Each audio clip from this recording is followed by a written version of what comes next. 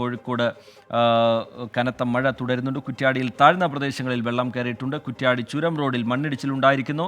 കോഴിക്കോട് വടകര വില്യാപ്പള്ളിയിൽ കിണർ ഇടിഞ്ഞു താഴ്ന്നിട്ടുണ്ട്. മിഥില ബാലൻ വിവരങ്ങളുമായി ചേരുന്നുണ്ട് കോഴിക്കോട്ട് നിന്ന്. മിഥില, വിവരങ്ങൾ മിഥില.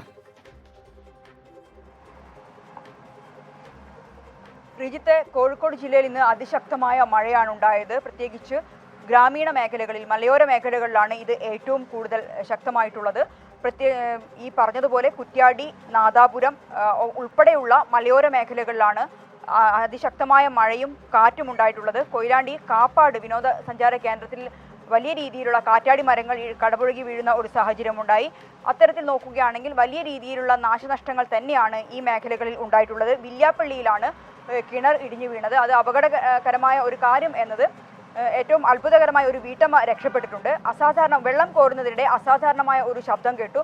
ആ ശബ്ദം കേട്ട ഉടൻ തന്നെ അവർ അവിടെ നിന്നും ഓടുകയായിരുന്നു. അവർ ഓടിയ ഉടൻ തന്നെയാണ് ഈ കിണറും ആൽമറയും കുളിമുറിയും എല്ലാം തന്നെ ഇടിഞ്ഞു താഴ്ന്നു വീണത്. ഇത്തരത്തിൽ നോക്കുകയാണെങ്കിൽ വലിയ കെടുതിയാണ് ഈ മേഖലയിൽ, പ്രത്യേകിച്ച് കൊയിലാണ്ടി ഉൾപ്പെടെയുള്ള മേഖലകളിൽ ചുഴലിക്കാറ്റുണ്ടായ ഒരു സാഹചര്യവും ഉണ്ടായി.